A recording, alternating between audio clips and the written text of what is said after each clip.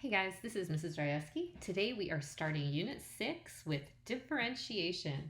The best place to start differentiation is with a discussion about limits. So let's go.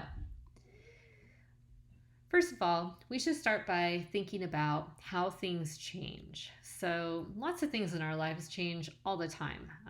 We get older, things change. The seasons change. Lots of things change. So go ahead and think for a moment just about how things change and what things change. Then I'd like you to go ahead and fill out this table below. You probably will notice that it also exists in your notes, so you may find it easier to record your values that you come up with there. Is this what you came up with? Hopefully so. We're going to talk about this more in a little bit, so keep it handy. On a historical note, as we're jumping into the beginnings of calculus, calculus is actually just a Latin word that means pebble, and ancient Romans actually used pebbles and stones for counting. And so calculus is really all about counting like different things. A calculus is a method for keeping track of numbers.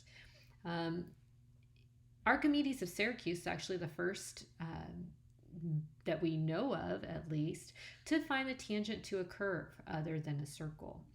His methods are the foundation of the modern calculus, developed almost 2,000 years later. Kind of interesting. So, calculus is the study of things that change.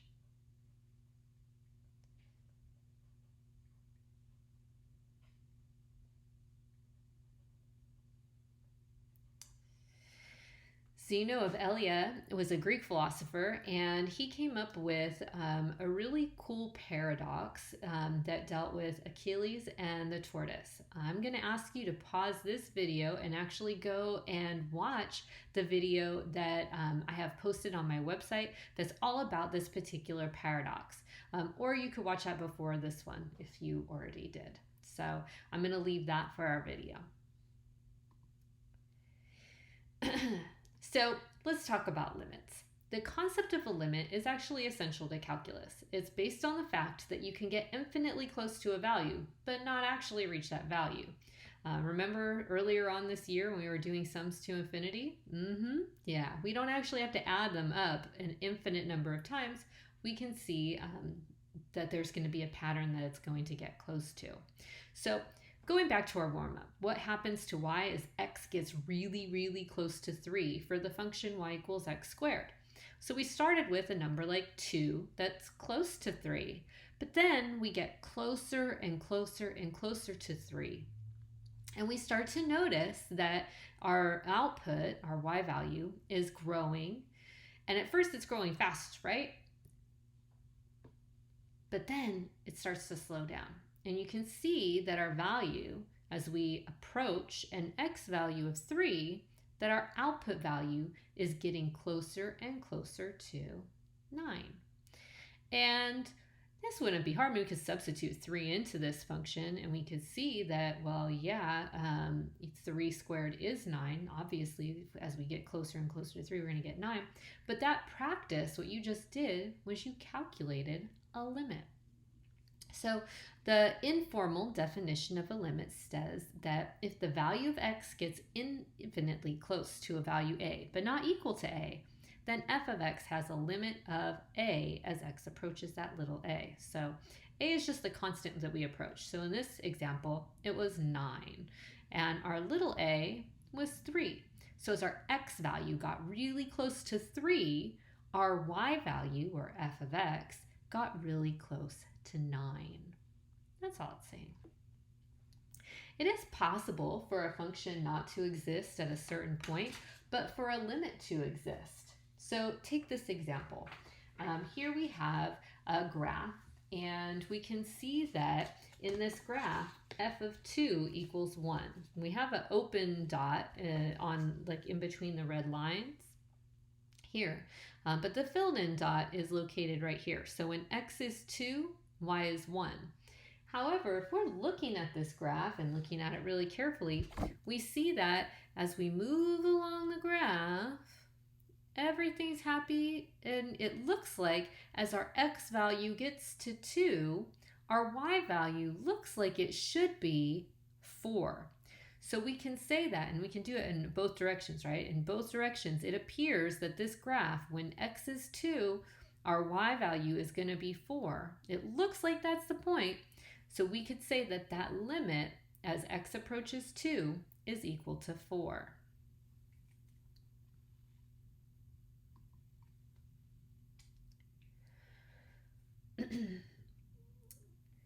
So the gap in a graph, like the one on the last page, that's called a point of discontinuity. So a function is continuous if the following 3 conditions are satisfied. That f of a exists. So if I substitute in my value of x value of 0, I'm going to get out a y value of, oh goodness, whatever this value is, like 5.2, I don't know. Also, for a function to be continuous, the limit has to exist. That means that as we approach in either direction, we're also going to approach a point.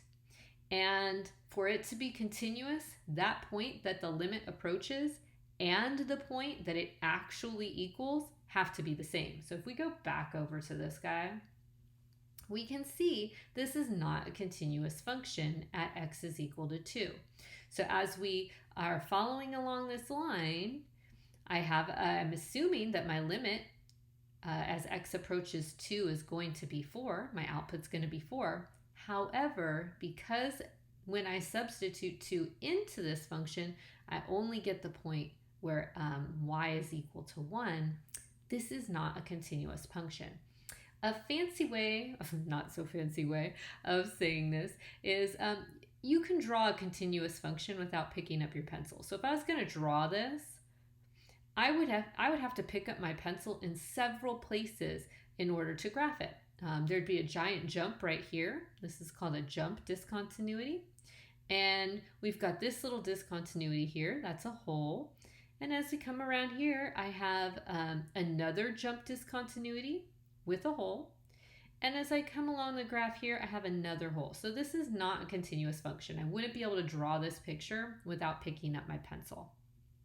So is the graph continuous at x is equal to -1? Well, let's explore what's happening at -1. As I approach -1 from this side, it looks like my y value is getting really close to 4. Similarly, when I approach it from this side, it also appears that my output value is going to be 4. So we can say that the limit as x approaches -1 of this function is equal to 4. Now, in order for this to be a continuous function, not only does the limit have to exist, which it does, it was 4, but also the point there. So when I substitute in a -1, what do I get out? 4. So this has to exist, this has to exist, our limit, and they have to match. They were both 4, so this is a continuous function.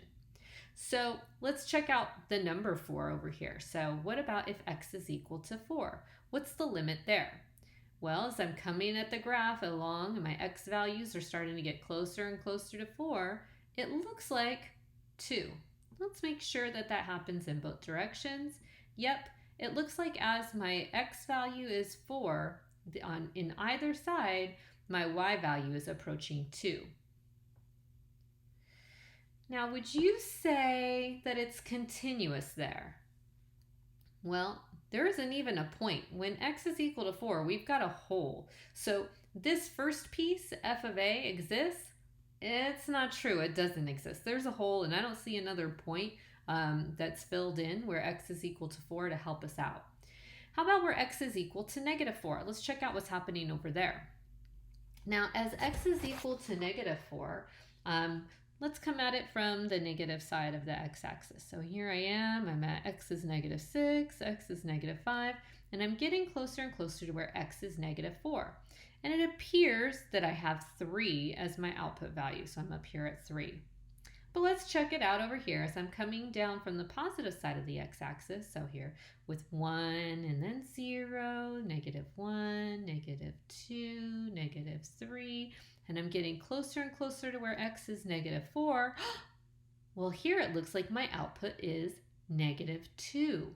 So I can't say that the limit exists because on one side it was 3 and on the other side it was -2. They don't match up. This limit does not exist. Favorite Mean Girl moment. The graph is also not continuous at x is equal to -4. And I can tell that because while we do have f of a, or f of -4, which is 3, because the limit doesn't exist, this second little piece that has to be for a continuous function just fails. So no and no. Oh, yes, this one was. Excuse me, I should have answered it then. Let's move on. So now I'm going to show you how to evaluate some limits. I actually think these are pretty fun. And I'm going to demonstrate them on a Desmos activity. So I hope you guys will like that as well. So here we've got the limit as x approaches 2 of x cubed. So I want to see what is happening to this graph as x approaches 2. What output am I going to get? Most limits can actually be found algebraically, so if you don't feel like going to your graphing calculator or you don't have a graphing calculator available to you while you're taking this part of your assessment, then evaluating limits algebraically is the way to go. And honestly, the easiest thing to do is just substitute it in. Substitute in 2 for your x. So I'm going to have 2 to the third power, which is 2 times 2 times 2, it's 8. So the limit as x approaches 2 of x cubed is 8. Now I'm going to show it to you graphically because I think you will like it. Here is the graph of y equals x cubed. Now, as we approach an x value of 2, notice how my x values are starting to increase. As x gets closer and closer to 2, note how my y values get really, really ridiculously close to 8. And I can come from the opposite direction as well. As my x value gets closer and closer to 2, my y value gets closer and closer to 8. See? All right, let's go to the next one. So this next one, example number 2, asks us to take the limit as x approaches 0 of x squared plus 5x divided by x. Now, what I notice here is if I try and use substitution, I would get 0 squared plus 0 divided by 0, right? Because anything times 0 is 0. And that's going to end up with 0 divided by 0. This is indeterminate. So what do we do here? Like, what does that even mean? If you end up with something like this, here's a little trick. Why don't you try factoring?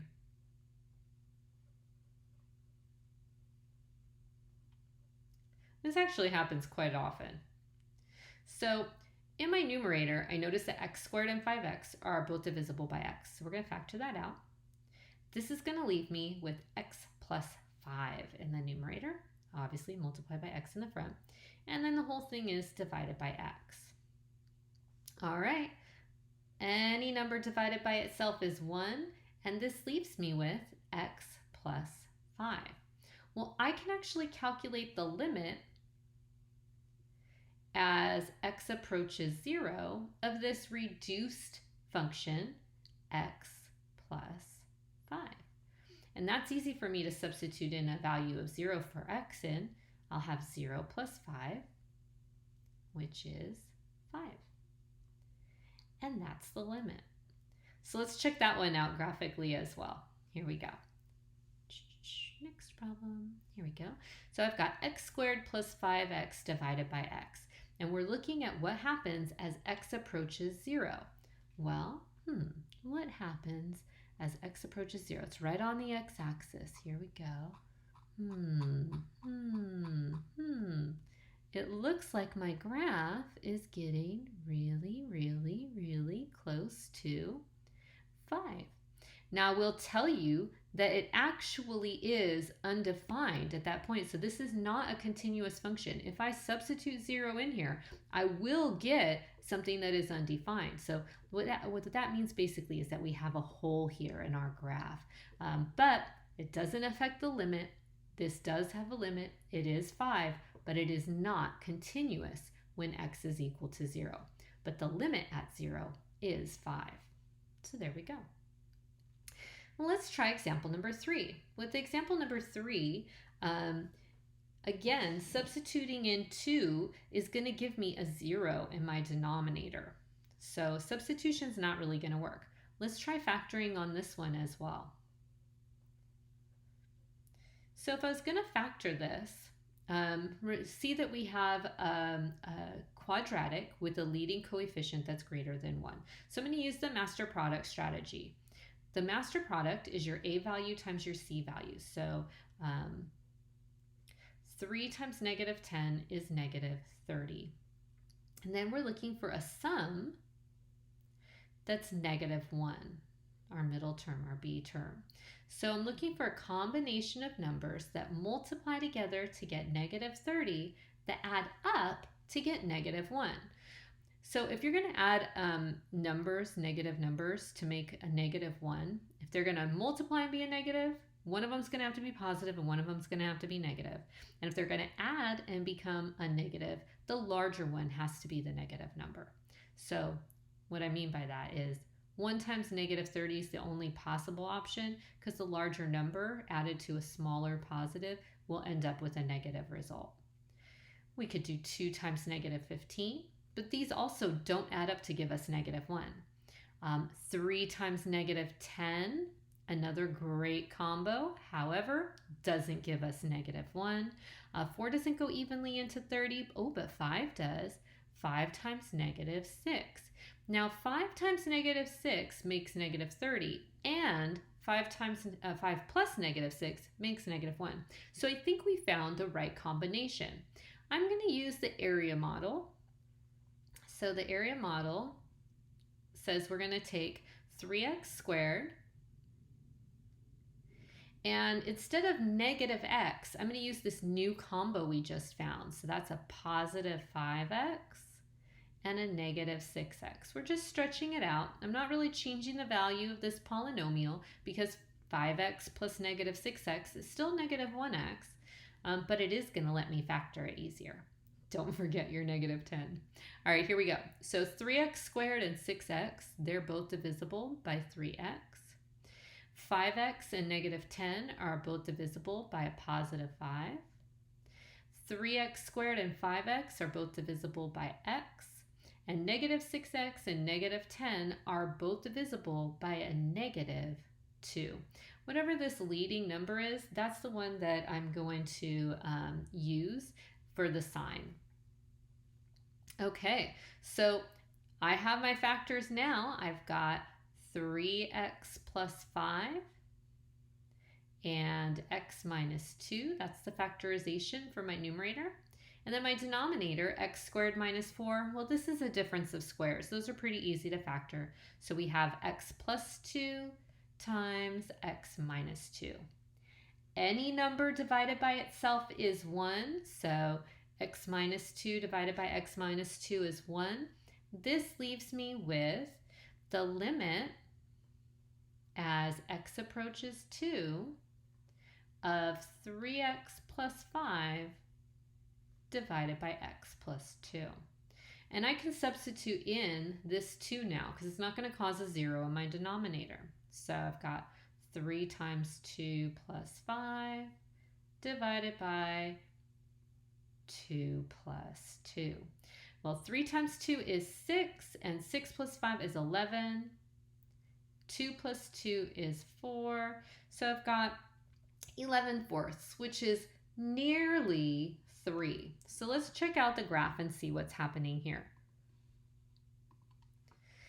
So this is a graph of 3x squared minus x minus 10 all divided by x squared minus 4 before any factoring or reducing has happened. And we're looking at what happens as x approaches 2. So here's where x is 2, and I want to see what's going on here. Well, it looks like as we get closer and closer to the x value of 2, my y value is getting closer and closer to Well, we knew it was going to be undefined because we had a factor that canceled out, so we've got a hole there. Looks like it's getting really close, like 2.7-ish or maybe 2.8-ish. And remember, we actually did get 11 divided by 4, which is about 2.75. So we should be expecting that as x approaches 2, we're getting really close to like 2.75. And it appears that that's what's really happening, right? Do you see that y value, how it's changing? Okay. And away we go. All right, so now let's get down to some limit rules. Now that you know how to evaluate some limits, there's some rules that we have to follow. These are pretty easy to follow, easy to understand rules. So here we go. The limit as x approaches some number a of a constant is just that constant. So if you have like the limit as x approaches 3 of 5, for example, the answer is 5. It's basically saying your output's always going to be that constant value. If you have a constant multiplied times your function, that's cool. You can actually pull that constant to the outside of your limit and then calculate the limit of the function and then multiply your answer by that constant. We're going to do an example like that. If you have the limit of two functions that are being added or subtracted together, wonderful. You can take the limit of the first and the limit of the second and then add or subtract them as whatever the case may be. Then we've got the limit of a product. So if you have two things that are being multiplied together, you can take the limit of the first factor and then the limit of the second factor and then multiply those together. Lastly, we've got our division limit rules. If you are taking the limit of a fraction, you can actually take the limit of the top and divide that by the limit of the bottom, and that's going to give you a result. But just as with all your fraction rules, you're not allowed to have a 0 in your denominator, so be sure that that limit of the denominator doesn't equal 0. So those are our limit rules. Let's go ahead and get started. Let's solve example number 4. Here we've got the limit as x approaches 3 of x plus 2 times x minus 1. So this is a product, and as a result, we can use this product rule right here. So I can rewrite this so it says I've got the limit as x approaches 3 of x plus 2, and I'm going to multiply that by the limit as x approaches 3 of x minus 1. So this is actually kind of fun. I don't know about you guys, but I enjoy it. I'm just going to substitute 3 right on in here. So for my first piece, I'm going to substitute 3 in here. 3 plus 2. For my second limit, I'm going to use substitution again. 3 minus 1. Now I'm using substitution because substituting is not going to put a 0 in my denominator since we don't have a denominator. So like I said, substitution is my personal favorite way to calculate the limit. It's just those pesky denominators that'll get in your way. And then we've got some tricks up our sleeve for those guys too. All right, so I end up with 5 times 2, which is 10. So the limit as x approaches 3 is 10. That's our y value. Let's check it out on a graph. Here we go. So we've got x plus 2 times x minus 1, and we are trying to figure out what that looks like as x approaches 3. So here's where x is 2, and as my x value gets closer and closer and closer to 3, my y value looks like it's getting closer and closer to 10. Check it out. I'm just jumping right over the 10 right there. There we go. And again, there's no hole in this graph because nothing canceled out. Substitution. All right, here we go. Example number 5. We are on a roll. So this one is a fraction. Oh no, fractions. That's okay. You got this. We're going to use the fraction rule here that says if you have the limit as x approaches 1 of all of this fraction, you can actually take the limit as x approaches 1 on the top, so that's x squared plus 2, divided by the limit as x approaches 1 of x minus 2 on the bottom. See, I'm just taking the limit of the top, the limit of the bottom, And, oh happy day, substituting in 1 is not going to cause a 0 in our denominator, thank goodness. I can just use substitution.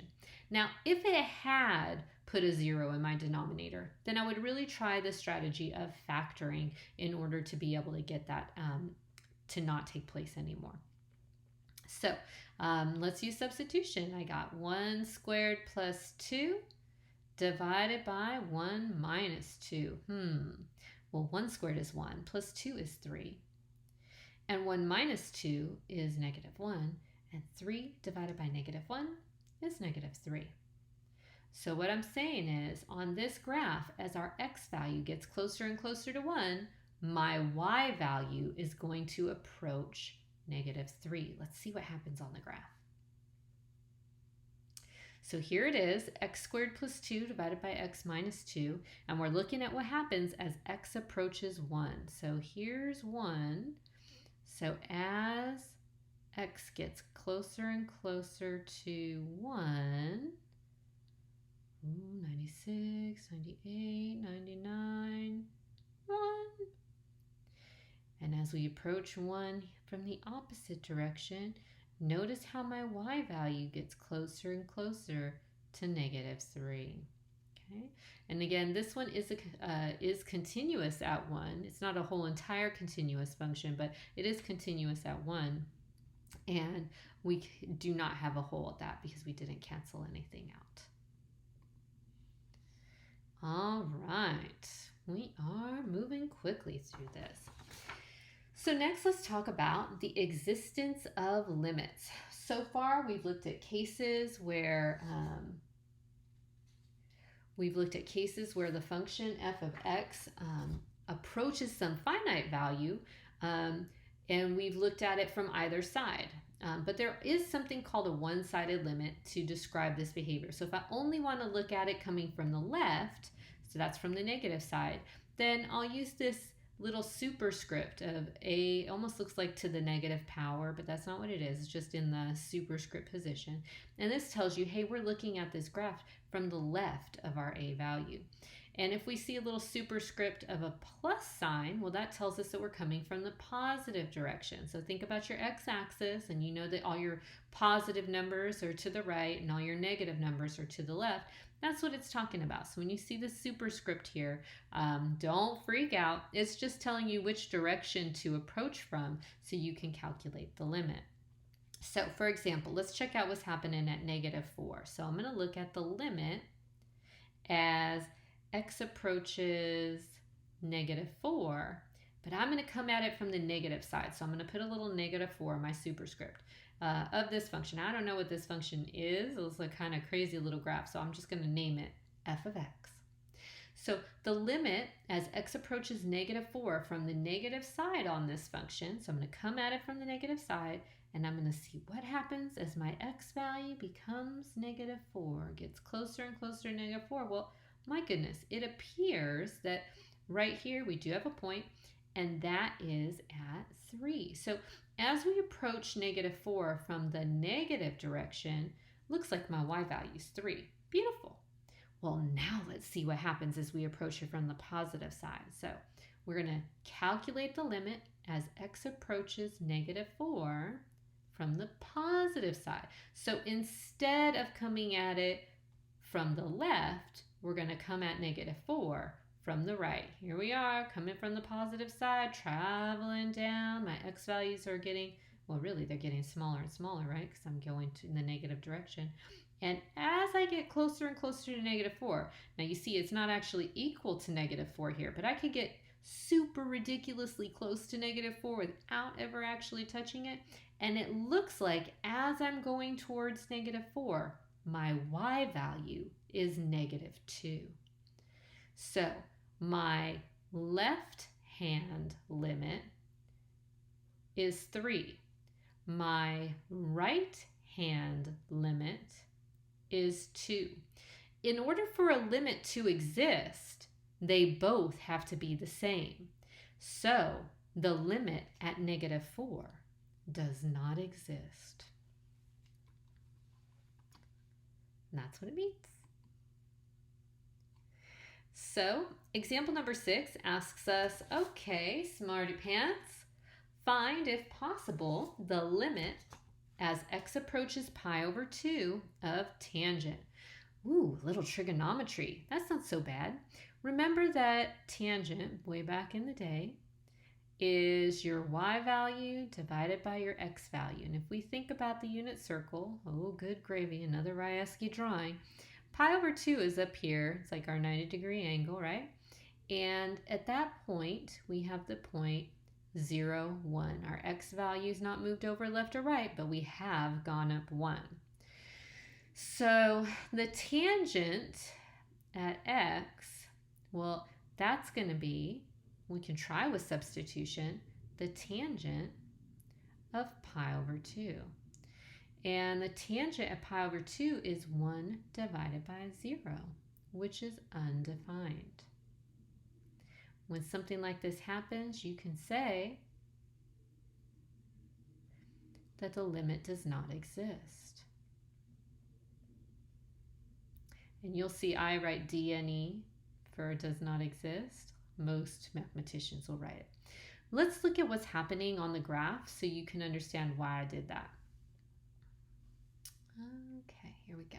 So this is the graph of tangent, and I put this blue line in so you can see what pi over 2 is. So as we approach pi over 2 from the left-hand side, this tangent graph goes off to positive infinity, okay? And as we approach pi over 2, the blue line, from the right-hand side, this graph goes down towards negative infinity. So one side goes to positive infinity, the other side goes to negative infinity. The limit does not exist. So this is what happens when your left and your right hand limits don't match. Okay, so you don't have to have a finite value for x to find a limit. We can find limits to negative and positive infinity. So let's take a look at this graph here. This is f of x is equal to 1 divided by x, your basic parent function for reciprocal. So the limit as x approaches positive infinity, that means as x gets super ridiculously big, what's happening to this graph? So here I am, my x values are getting big, and as I approach infinity, where's my y value going to be? It looks like it's getting closer and closer and closer to 0, right? Since it's hugging the x-axis. Oh, it's so sweet. All right, now let's move on in the negative direction. So as x approaches negative infinity, that means our x-axis, our x values we're substituting in are going to get smaller and smaller and smaller and smaller and smaller and smaller. Look what's happening. Again, it looks like our y value is getting closer and closer to 0 as well. In fact, it's just coming up from behind, so underneath the x-axis instead of above. But the limit is still 0 nonetheless. Now, you cannot use substitution for these limits because, well, infinity isn't a number. You can't substitute in infinity. So if you have to, you might need to divide each term by the largest power of x. So we'll have a dividing by x party. Let me show you. So in this problem, I can't just substitute in infinity, right? Oh, infinity minus 2 in the denominator. Obviously, it's not 0. Well, maybe, but do you know what 3 times infinity is? And what that is minus 4? So what you're going to want to do here is use the strategy that I had right up above, okay? So we are going to use a clever one. We're going to multiply the top and the bottom by 1 divided by x. So if we multiply the top and the bottom by the same value, really, we're just multiplying by 1. But it's a sneaky, sneaky, sneaky one. Here we go. So grab my blue pen here. I'm going to multiply by 1 over x on top.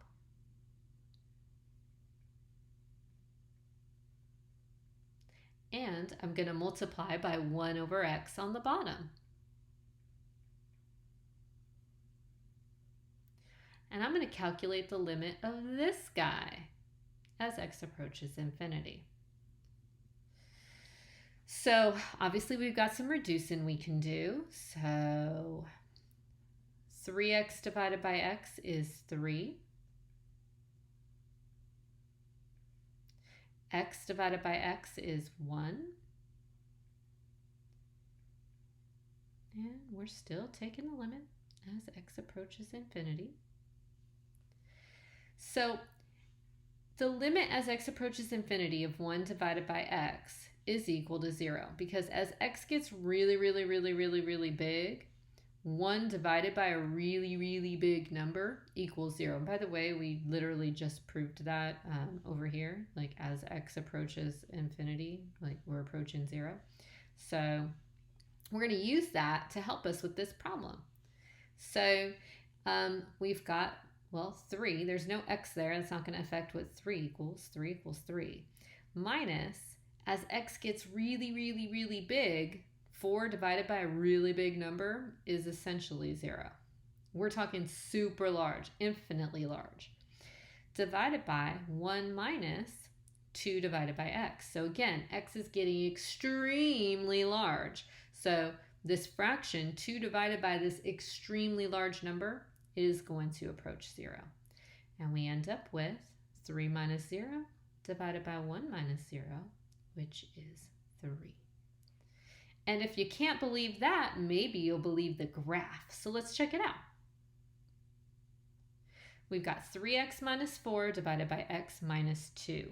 And as x approaches infinity, so as it gets larger and larger and larger and larger, notice how we've got this asymptote that is approaching 3. And if you want, I can extend it out further and further and further. You can see it kind of flat lines. Look at that y value. I'm all the way out to only 130. We're like really near 3. I mean, really near 3. So that's how that works. So let's try number 8. The limit as x approaches infinity of x cubed plus 2x divided by x plus 1. Okay, so with this one, the highest power of x is x cubed. So I'm going to divide everything by x cubed. Let me pull out my blue pen. So the limit as x approaches infinity of x cubed divided by x cubed plus 2x divided by x cubed divided by x divided by x cubed plus 1 divided by x cubed. Well, x cubed divided by x cubed is 1.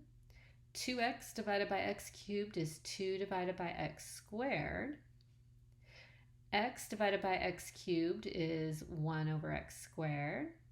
And we've got 1 divided by x cubed here. Now, if we take the limit as x approaches infinity of this, well, all of these little fraction guys are going to go to 0, because imagine that as x gets to be a really big number and then you square it so it's even really bigger, you've got 2 divided by that extremely, extremely large number. That limit is still going to approach 0. And it's the same thing here, and it's the same thing here. I'm getting 1 divided by 0. What does that mean? Looks like to me that that's going to go to positive infinity. Had I gotten a negative result up here, would have thought I was going to negative infinity. Let's take our guess back to the graph and see what happens. This is a very strange looking function. X cubed plus 2x divided by x plus 1. So we're looking at what happens as x goes to positive infinity. Check it out. Here we are. X is growing, growing, growing, growing, growing, growing. Is it ever going to stop? Nope. It keeps growing and growing. What an odd looking function. Looks like almost like a parabola here, but it gets to like an asymptote. And then on the other side, you got maybe like a cubic of some kind. Yeah, I don't know. It's a crazy looking graph. In any case, the limit goes to infinity. So we could say that it goes to infinity. Some people will also say that the limit doesn't exist when a limit goes to infinity, but I actually like saying that it goes to positive infinity because it tells me a little bit something about the graph. Like if I just say the limit doesn't exist, I'm really thinking that it's going in opposite directions. But when I say the limit is approaching positive infinity, it tells me that it's going up at least, right? Okay, now for our final example, trigonometric limits. We did one, but we're going to do another. Here's the deal. I am going to teach you how to calculate this limit, but I haven't taught you the rule that you need to know in order to do so yet. So for right now, and for a little bit, just assume that I'm telling you the truth when I tell you that the limit as theta approaches 0 of the sine of theta divided by theta is equal to 1. Just trust me. We're going to prove this is actually true later. And I'm going to show you graphically just real quick that this is true, just in case you doubt me, which I don't know why you would, but in case you did. As we approach 0 in both directions of the function, we get 1. Okay. It's not actually defined at 0, because obviously we're dividing by that value, but as we get really, really ridiculously close to 0, an x value of 0, our y value's 1. So this is a true limit. And here's what I'm going to do. I'm going to try and take this problem, the sine of 3 theta divided by theta, and I want to get it into this format so that I've got the sine of my angle divided by my angle. Now in this problem, my angle is 3 theta. This denominator is not a 3 theta, it's a 1 theta. So what I'm going to do, my method, is I'm going to multiply by a sneaky 1.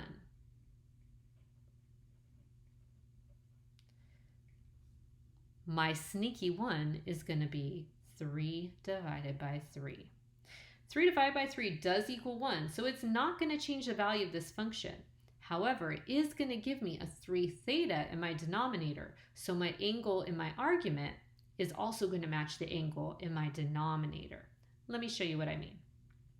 So here I've got the limit as theta approaches 0 of, now I'm going to multiply 3 on top. I wrote sim. I have not been playing The Sims lately. And I'm going to multiply by 3 on the bottom. There we go. Now, as you can see, I currently have this sine. Oh my goodness, why did that get so thick? Here we go. I have the sine of 3 theta divided by 3 theta.